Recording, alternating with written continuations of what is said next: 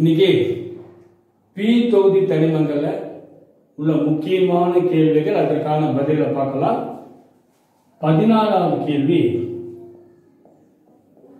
Potash படிகாரம் எவ்வாறு தயாரிக்கப்படுகிறது? முக்கியமான கேள்வி, நல்லா கவனிக்கும். பொட்டாஷ் படிகாரம் அலுனைட், அலுனைட்டுக்கு இன்னொரு பேரு படிகாரக்கல். படிகார கல்லிலிருந்து தயாரிக்கப்படுகிறது. படிகார கல்லுக்கு formula K2SO4 Al2SO4 thrice 4 AlOH thrice. இதுதான் படிகார கல் அல்லது அலுனைட். இதிலிருந்து தயாரிக்கப்படுகிறது. முதல்ல படிகார கல்லை என்ன பண்றோம்னா தூள் செய்து அதிக அளவு கந்தக அமிலத்தோட வினைபுரிய வைக்கும். இதோட அதிக அளவு கந்தக அமிலத்தோட.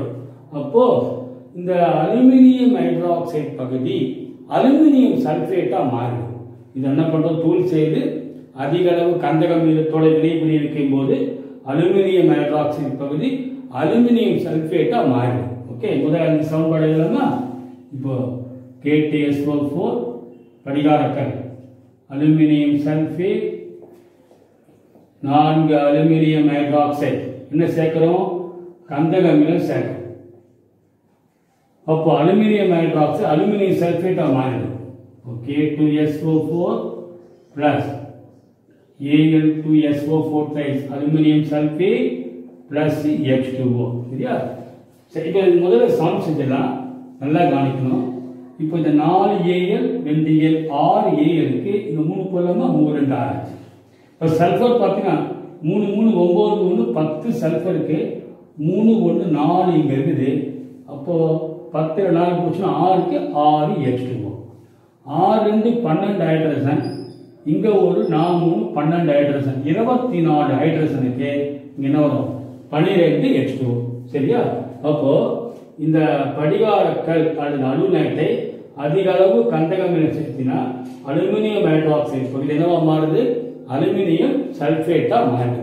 அதற்கப்புறம் கணக்கிடப்பட்ட அளவு பொட்டாசியம் சல்பேட், கணக்கிடப்பட்ட அளவு பொட்டாசியம் சல்பேட்டை சேர்த்து படிகமாக்கும் போது நமக்கு பொட்டாஷ் படிகாரம் கிடைக்கும். சரியா?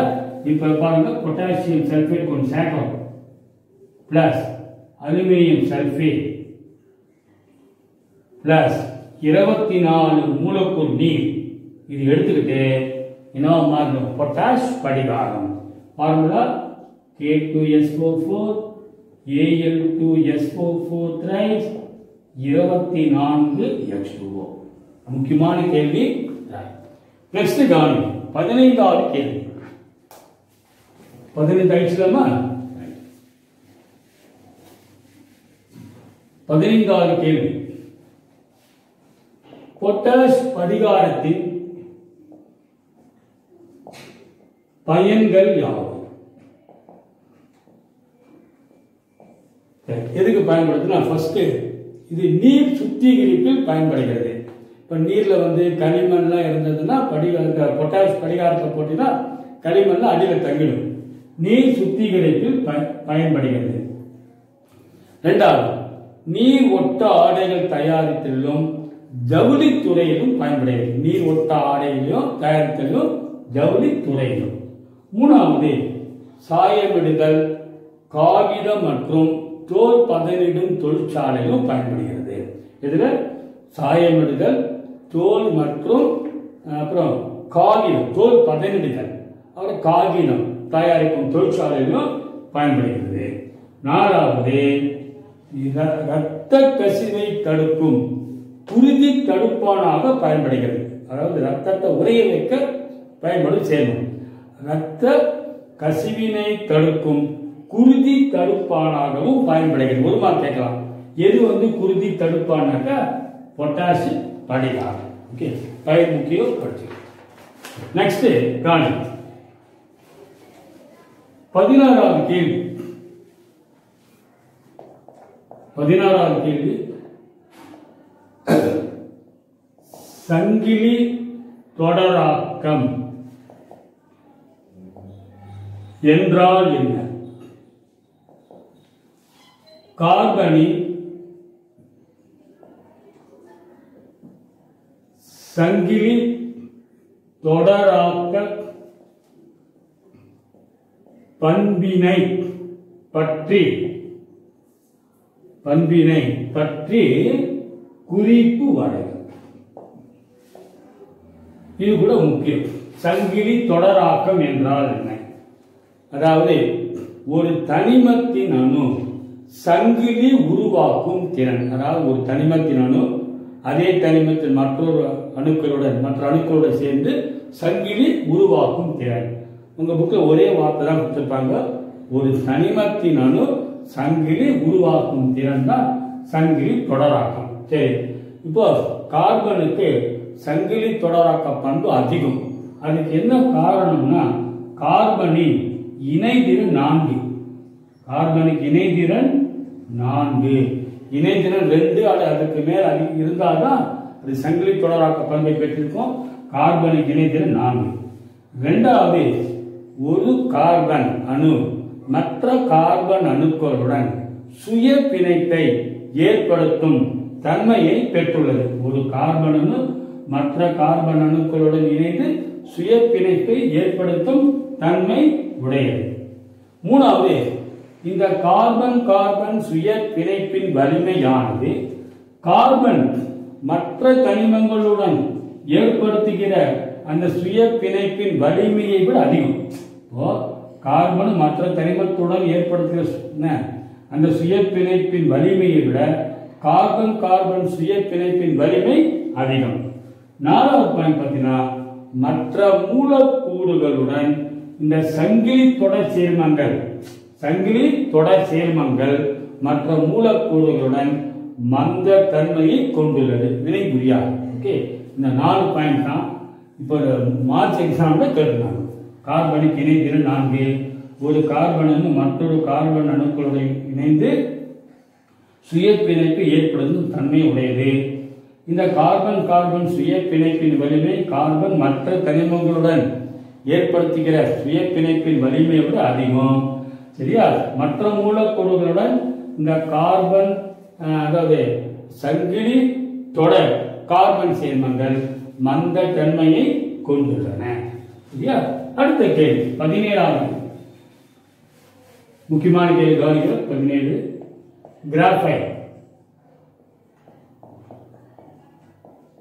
கிராஃபைட்டின் அமைப்பை நல்லா கவனிக்கும். இது கார்பன் அணுக்களால் ஆன இரு பரிமாண தட்டையான தாள் போன்ற அமைப்புகளால் உருவாக்கப்பட்டுள்ளது. அதாவது கார்பன் அணுக்களால் ஆன, இதெல்லாம் கார்பன் அணு, கார்பன் அணுக்களால் ஆன இரு பரிமாண தட்டையான ஷீட், தட்டையான பிளாட் சொல்லலாம், தாள் போன்ற அமைப்புகளால் ஆனது. இப்போ இது ஒரு தாள், அதே மாதிரி இது ஒரு தாள். உங்க புத்தகத்தில் பார்த்து ஒரு தாள் ஒரு தாள் அப்படியே அடுக்கப்பட்டிருக்கும். சரியா? திரும்பி சொல்லுங்க. கார்பன் அணுக்களால் ஆன இரு பரிமாண தட்டையான தாள் போன்ற அமைப்புகளால் உருவாக்கப்பட்டுள்ளது.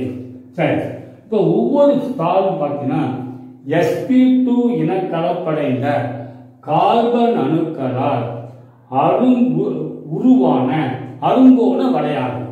அதாவது ஒவ்வொரு தாளையும் பார்த்தீங்கன்னா இந்த கார்பன் sp2 இனக்கலப்பில் ஈடுபடும். ஒவ்வொரு தாளில் இருக்கிற கார்பன் sp2 இனக்கலப்பில் ஈடுபடும். சரியா? எப்படி இருக்கு பார்த்தீங்கன்னா அருங்கோண அமைப்புல இருக்கும். சரி, அப்போ ஒவ்வொரு தாளும் sp2 இன கலப்படைந்த கார்பன் அணுக்களால் உருவான அருங்கோண வளையாகும். அருங்கோண வலை போல இருக்கும் ஒவ்வொரு தாளும். சரி, இப்போ கார்பன் கார்பன் பிணைப்பு நீளம் 1.41 ஆங்ஸ்ட்ராம். சரி, அடுத்து என்ன சொன்னேன்? ஒவ்வொரு கார்பனும் sp2 இனக்கலப்பில் ஈடுபடும் சொன்னேன் இல்லையா? அதாவது நல்லா கவனிக்கணும். கார்பனுக்கு அணியின் 6 எலக்ட்ரான் அமைப்பு 1s2 2s2 2pxல ஒன்று இருக்கும், yல ஒன்று இருக்கும், zல எலக்ட்ரான் இருக்காது.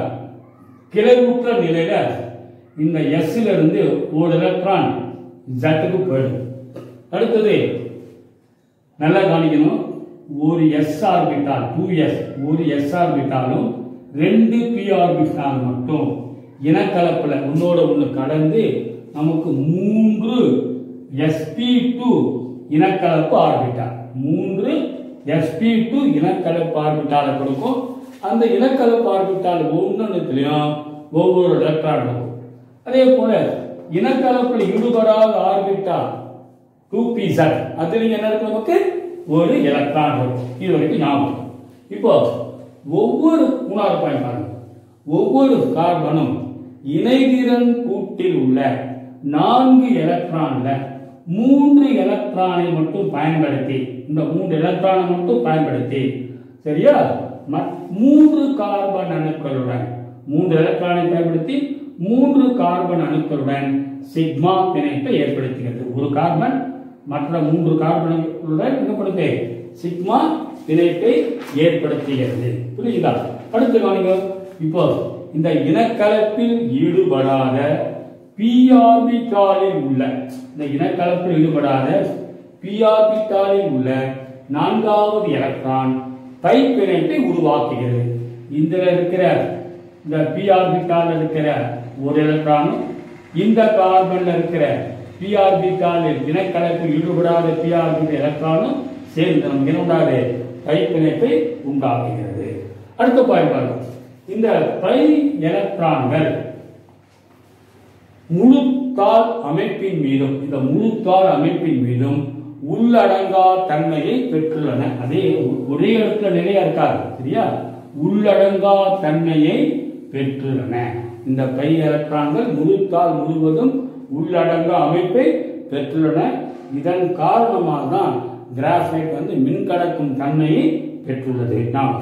அடுத்தது அடுத்தடுத்த தாளுக்குள்ள தூரம் வந்து எவ்வளவு தெரியுமா, 3.40 ஆங்ஸ்ட்ராம். ஸோ இது முக்கியமான கேள்வி, நல்லா விளக்கியிருக்க படிச்சுக்கணும். நெக்ஸ்ட் 18வது கேள்வி. 18வது கேள்வி,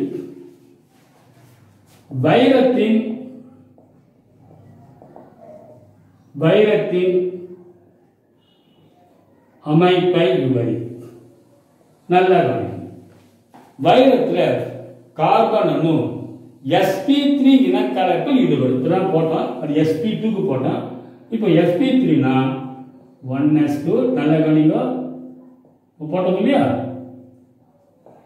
கிளவுற்ற நிலை சொன்ன பார்த்தீங்கன்னா, ஏதாவது ஒரு s ஆர்பிட்டால் 3 p ஆர்பிட்டாலுமே சேர்ந்து நமக்கு 4 sp3 இனக்கலப்பு ஆர்பிட்டால். ஓகே, கார்பன்ல இருக்க ஒரு s ஆர்பிட்டால் p3 p ஆர்பிட்டால்கள் ஒன்றோட ஒன்று சேர்ந்து 4 sp3 இனக்கலப்பு ஆர்பிட்டாலை கொடுக்கும். அந்த ஒவ்வொரு இனக்கலப்பு ஆர்பிட்டாலையும் ஒரு எலக்ட்ரான் இருக்கும். இப்போ வைரத்துல கார்பன் அணு sp3 இனக்கலப்புல இருக்கும். ஒவ்வொரு கார்பன் அணுவும் அதை சுற்றியுள்ள 4 கார்பன் அணுக்களுடன் சிக்மா பிணைப்பை உண்டாக்கும். ஒரு கார்பனை சுற்றி இருக்கிற 4 கார்பனுடன் என்ன பிணைப்பு, சிக்மா பிணைப்பை உண்டாக்குகிறது. இது பிணைப்பு நீளம், கார்பன் கார்பன் பிணைப்பு நீளம் 1.54 ஆங்ஸ்ட்ராம். சரியா? அடுத்தது இதே மாதிரி இந்த கார்பன் பார்த்து இதை சுற்றி இருக்கிற 4 கார்பனுடன் பிணைப்பை ஏற்படுத்தும். சரியா? சரி, இந்த 4 அமைப்பானது படிகம் முழுவதும் பரவி காணப்படுகிறது. இது முழுக்க பரவி காணப்படும். சரி, இதுல கார்பனின் 4 இணைதிறன் எலக்ட்ரான்களும் பிணைப்பில் ஈடுபடுவதால் இதுல தனி எலக்ட்ரானே இல்லை. அதனால இது வைரம் வந்து மின் கடக்கும் தன்மையை பெற்றிருப்பதில்லை. மின் கடக்கும் தன்மையை பெற்று இருப்பதில்லை. ஓகே, இதான். நெக்ஸ்ட் கவனி 19வது கேள்வி. 19வது கேள்வி முக்கியமான கேள்வி. ஃபிஷர்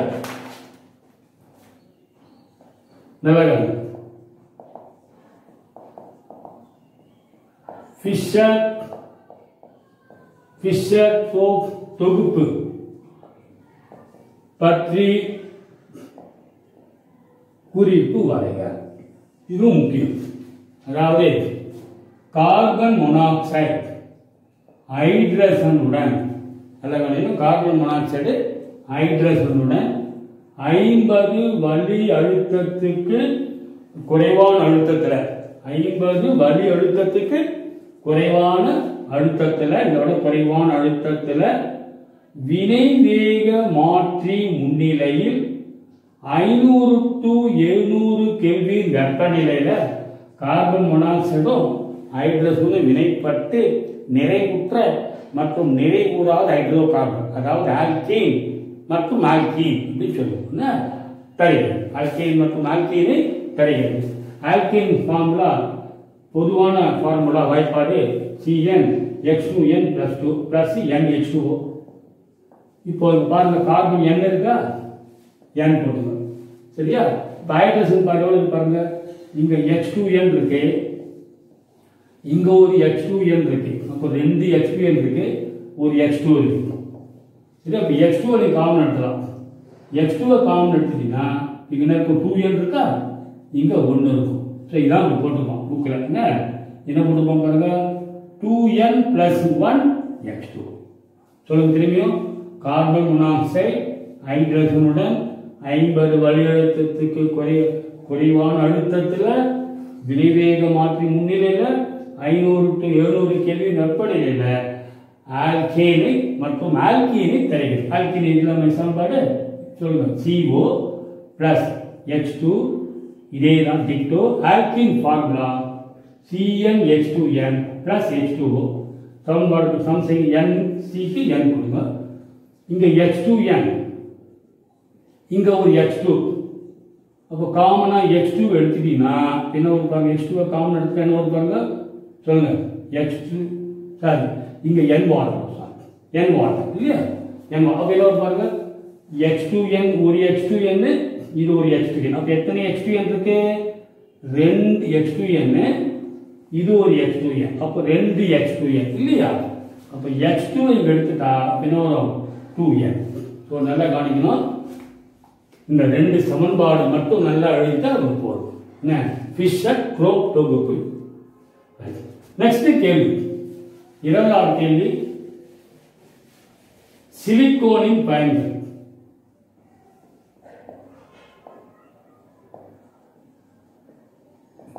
சிலிக்கோன்களின் பயன்கள் யாவை?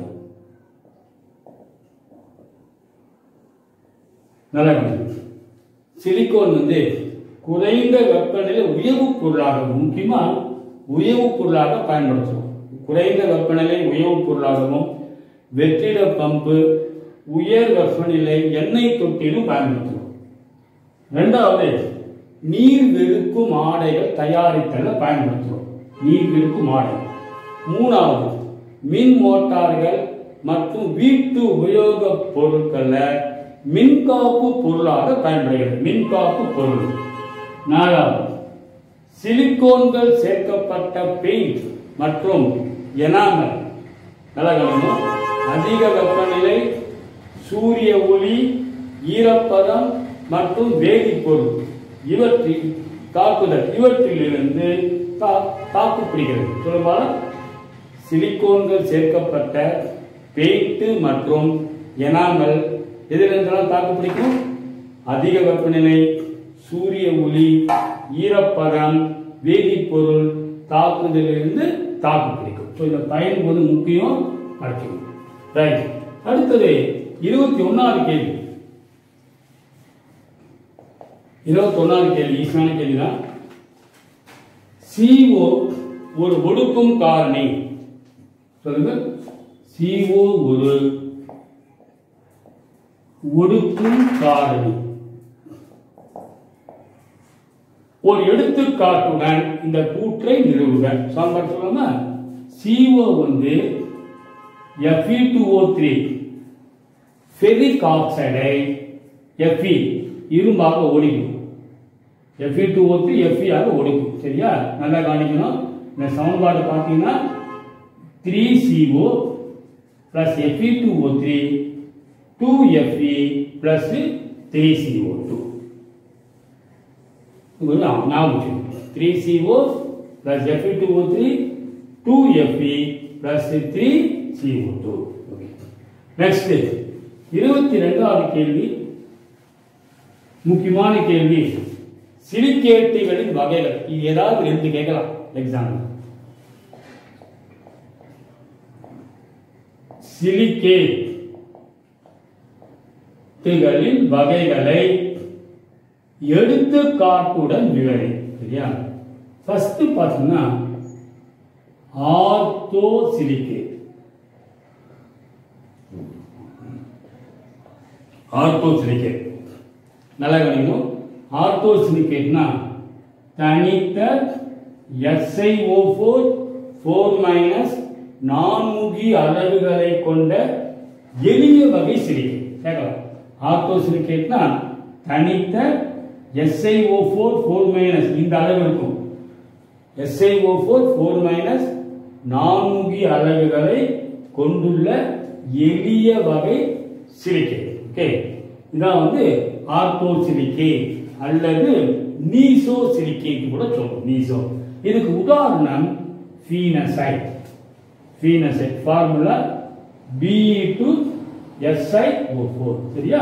இப்போ இந்த சிலிகேட் சொன்னல SiO4 நான்முகி அலகு அதோட அமைப்பு பார்த்தீங்கன்னா இந்த மாதிரி பொறுமையா கூட பார்த்தீங்களா?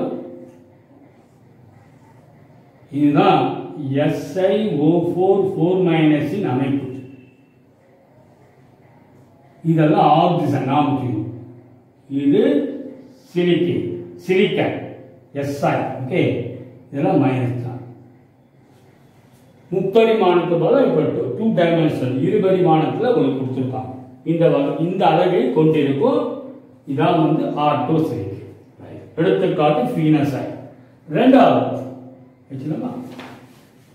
ரெண்டாவது பைரோசிலிகேட்.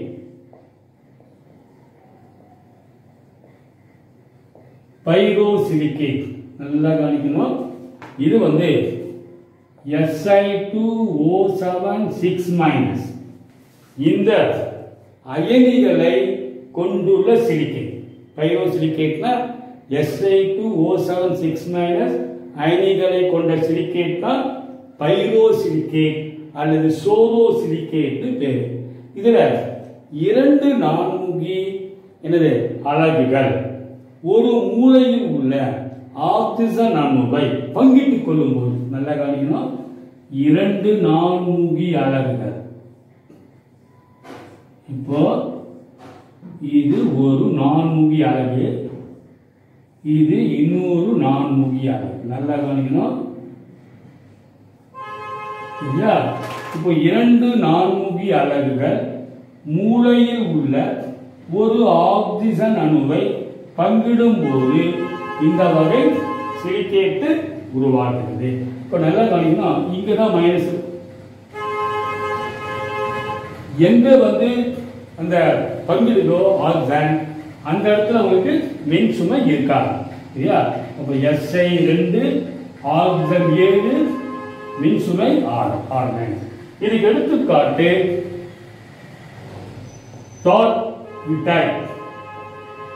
டார்க்விடைட் ஃபார்முலா Sc2 சொல்லுங்க Si2O7. பைரோசிலிகேட் என்ன? Si2O7 6- அயனிகளை கொண்டுள்ள சிலிகேட்.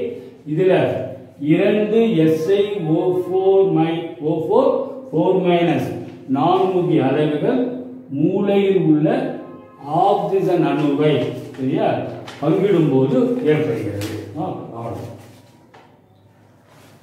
மூலையில் உள்ள ஒரு ஆக்சிஜன் அணுவை பங்கிடும் போது. நெக்ஸ்ட் கவனிங்க. வளைய சிலிகேட் மூணாவது வந்து வளைய சிலிகேட். இதுல நல்லா கவனிக்கணும். 3 அல்லது அதற்கு மேற்பட்ட SiO4 4- அலகுகள் இப்படி வளைய அமைப்பில் இணைந்து சொல்லுங்க 3 அல்லது அதற்கு மேற்பட்ட SiO4 4- நான்முகி அலகுகள் வளைய அமைப்பில் இணைந்து உருவான சிலிக்கேட்டு தான் வளைய சிலிக்கேட். சரியா? இந்த படம் பாருங்க, நல்லா கவனிங்க. இப்போ 3SiO4 4- அலகு இணைந்து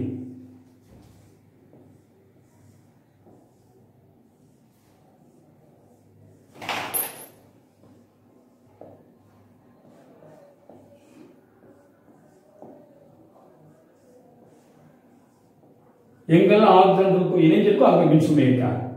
மைனஸ் மைனஸ் மைனஸ் மைனஸ், இங்க மைனஸ் இருக்காது, மைனஸ் மைனஸ். Okay right. அதே மாதிரி இப்போ 6SiO4 4- அலகு இணைஞ்சதுன்னா நம்ம எப்படி ஒரு நட்சத்திரம் மாதிரி வரும் இந்த மாதிரி. ஓகே, நல்லா கவனிக்கணும்.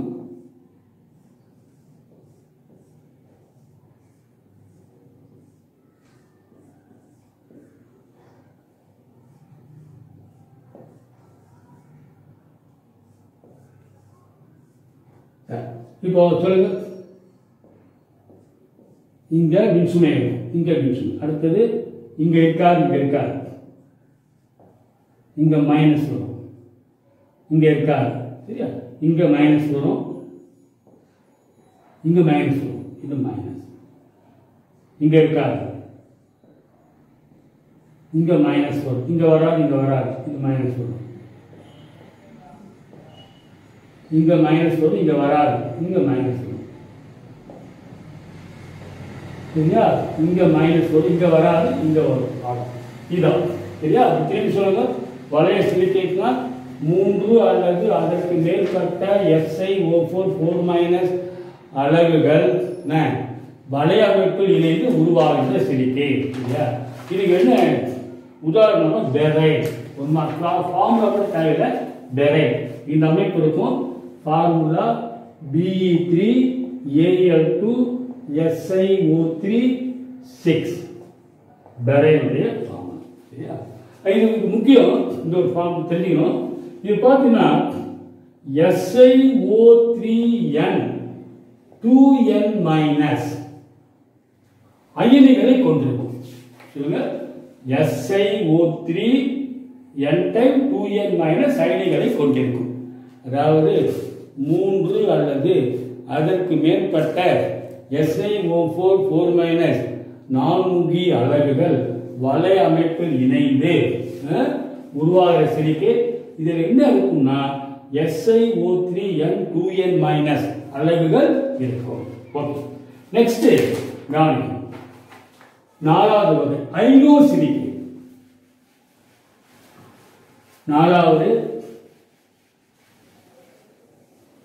4வது சிலிக்கேட்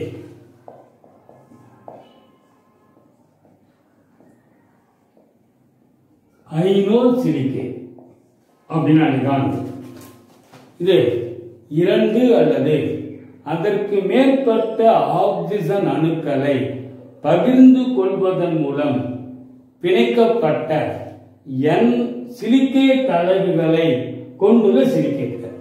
அதாவது 2 அல்லது அதற்கு மேற்பட்ட ஆக்சிஜன் அணுக்களை என்ன பண்ணணும், ஆக்சிஜன் அணுக்களை பகிர்ந்து கொள்வதன் மூலம் பிணைக்கப்பட்ட N சிலிக்கேட் அலகுகளை கொண்ட சிலிக்கேட்டுகள்.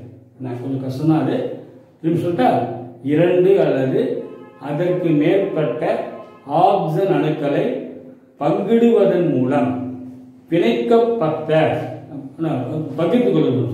பகிர்ந்து கொள்வதன் மூலம் பிணைக்கப்பட்ட N சிலிக்கேட் அலகுகளை கொண்ட சிலிக்கேட்டுகள். சரியா? இதான் நம்ம இதுல 2 வகை இருக்கு. ஒன்று சங்கிலி சிலிக்கேட், ஒன்று சங்கிலி சிலிக்கேட். இந்த சிலிக்கேட்ல N எண்ணிக்கையிலான SiO4 4- நான்முகி அலகுகள் நேர்கோட்டு அமைப்பில் இணைந்து உருவான SiO3 2n N 2n- அயனிகளை கொண்டுள்ளன. சங்கிலி சிலிக்கேட்னா இந்த சிலிக்கேட்ல n எண்ணிக்கை நிறைய SiO4 4- நான்முகி அலகுகள் நேர்கோட்டில் இணைந்து உருவான SiO3n2n- அயனிகளை கொண்டுள்ளன. அதாவது n எண்ணிக்கை சங்கிலி சிலிக்கேட்னா n எண்ணிக்கை SiO4 4- அலகுகள் நேர்கோட்டில் இணைந்து SiO3n2n- அயனிகளை கொண்டிருக்கும். நேர்கோட்டில் இணைந்து உருவான SiO3n2n- அயனிகளை அது கொண்டிருக்கும். ஓகே, சரி, அது படம் போட உங்களுக்கு புரியும். இது ஒரு சிலிக்கேட். இது ஒரு தனித்த நான்முகி. இது என்ன சொல்ற நான்முகி அலகு SiO4 4- அலகு. இது இன்னொன்று நேர்கோட்டில் இணைஞ்சிருக்கும். நேர்கோட்டு அமைப்பில் இணைந்து உருவான SiO3n2n- அயனிகளை கொண்டிருக்கும்.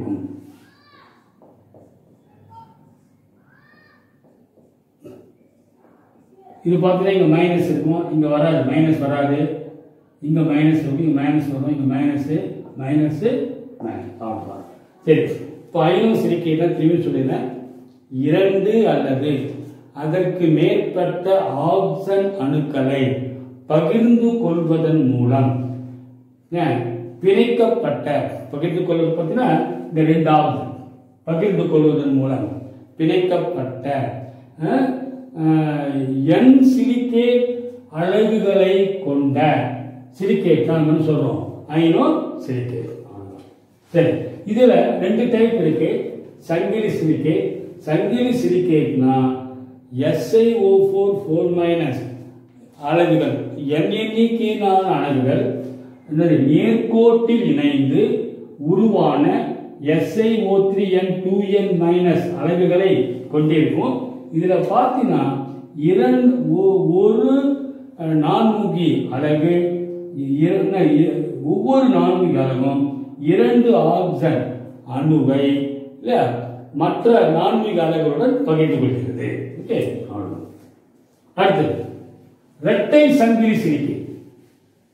இது சங்கிலி சிலிக்கேட். இரட்டை சங்கிலி சிலிக்கேட்னா இந்த வகை சிலிக்கேட்ல Si4O11 n×6n- அலகுகள் இருக்கும். இரட்டை சங்கிலி சிலிக்கேட்ல Si4O11 n6n- இந்த அலகுகள் இருக்கும். இதுல 2 விதமான நான்முகி அமைப்புகள் காணப்படுகிறது. ஒன்று பார்த்தீங்கன்னா 3 முனைகளை பங்கிட்டுக் கொள்பவை. 2 வகையான நான்முகி அமைப்பு. ஒன்று 3 முனைகளை பங்கிட்டுக் கொள்பவை, 3 ஆக்சனை பங்கிட்டுக் கொள்பவை. இன்னொன்று 2 முனைகளை பங்கிட்டுக் கொள்பவை. இப்போ படம் பார்த்தீங்கன்னா ஏற்கனவே நம்ம போட்டு அந்த வளைய அமைப்புல போட்டோம் இல்லையா, அது மாதிரி தான் அது காணும்.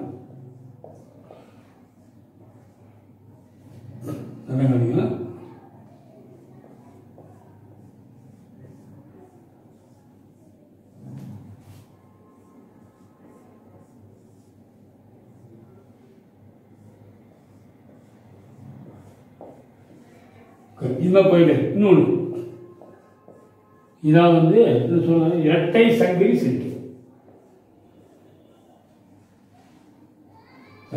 சார்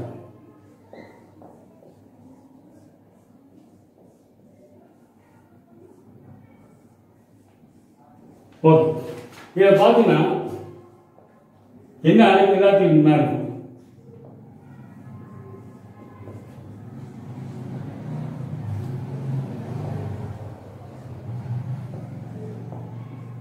எங்கெல்லாம் மைனஸ் வரும், இதில் மைனஸ், இங்கே வராது, மைனஸ் மைனஸ் சரியா, இங்கே கூட வராது.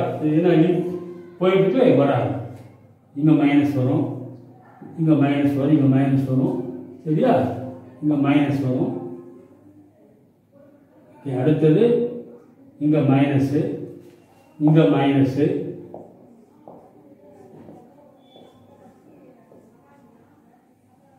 இங்க மைனஸ், இங்க மைனஸ்.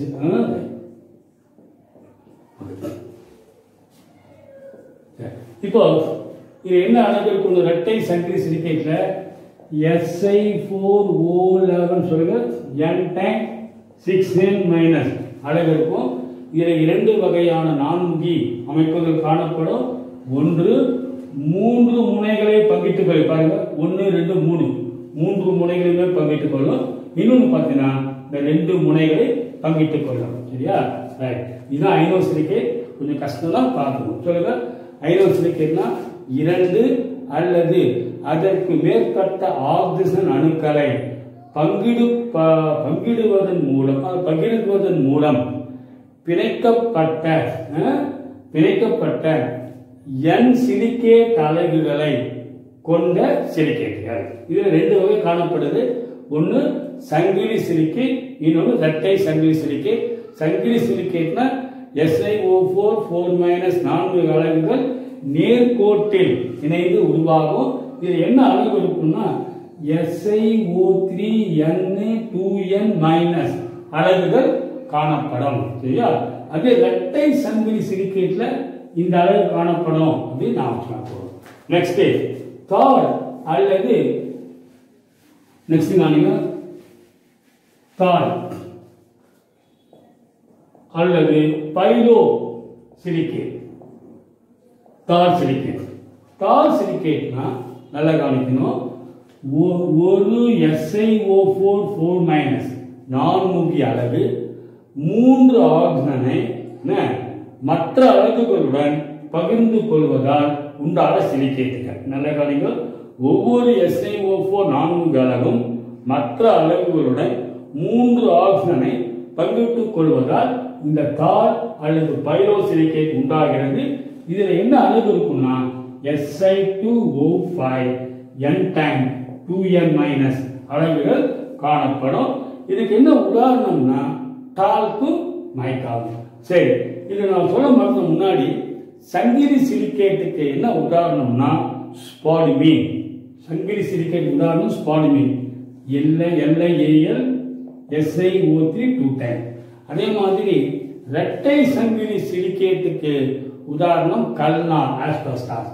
தால் சிலிக்கேட் சொன்ன பார்த்தா அதுக்கு உதாரணம் என்னன்னா டால்க்கு மைக்கா. அதாவது ஒவ்வொரு SiO4 4 நான்கு அளவும் 3 ஆக்சிஜன் அணுக்களை மற்ற 4 அளவுகள் பகிர்ந்து கொள்ளும்.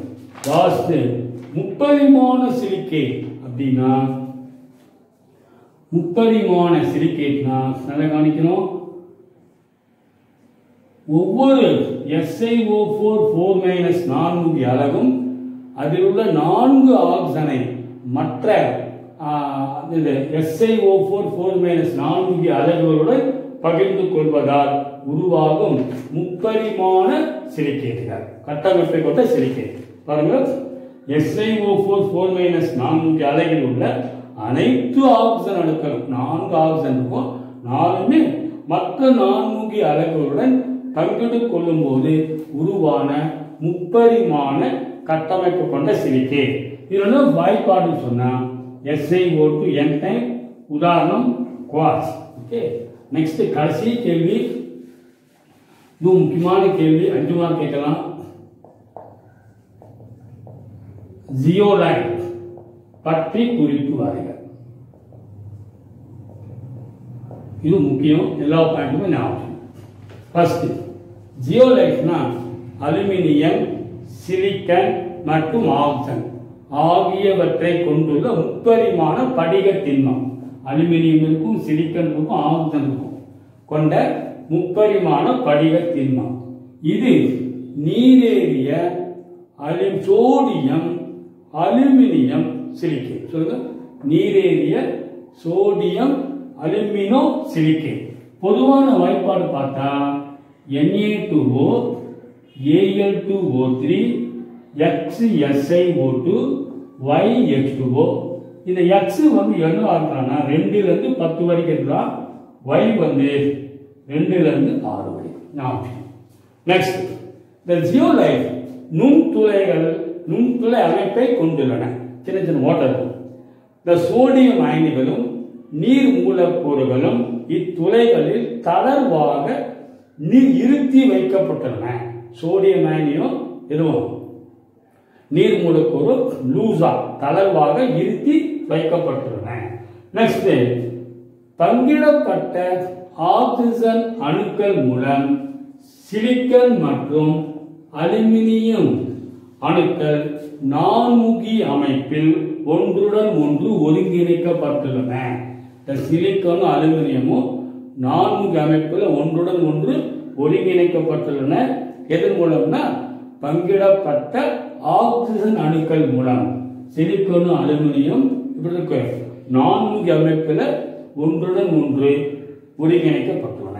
நெக்ஸ்ட், ஆறாவது பாயிண்ட், ஒன்றுடன் ஒன்று இணைக்கப்பட்ட தடங்கள் மற்றும் கூடுகளை கொண்ட, அதாவது ஒன்றுடன் ஒன்று இணைக்கப்பட்ட தடங்கள் மற்றும் கூடுகளை கொண்ட தேன்கூடு போன்ற முப்பரிமாண அமைப்பை ஜியோரைட்டுகள் பெற்றுள்ளன. தடங்கள வழி ஒன்றுடன் ஒன்று இணைக்கப்பட்ட தடங்கள் மற்றும் கூடுகளை கொண்ட தேன்கூடு அமைப்பை ஒத்த முப்பரிமாண அமைப்பு. சரியா?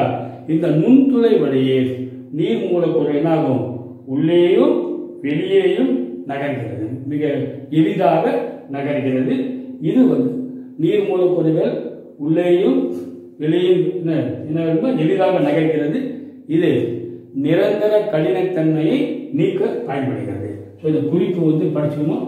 ஒரு தடவை முக்கியமாக சொல்லிடுறேன். ஜியோலைட்னா அலுமினியம், சிலிக்கன், ஆக்சிஜன் இருக்கிற முப்பரிமாண படிகத்திண்மம்.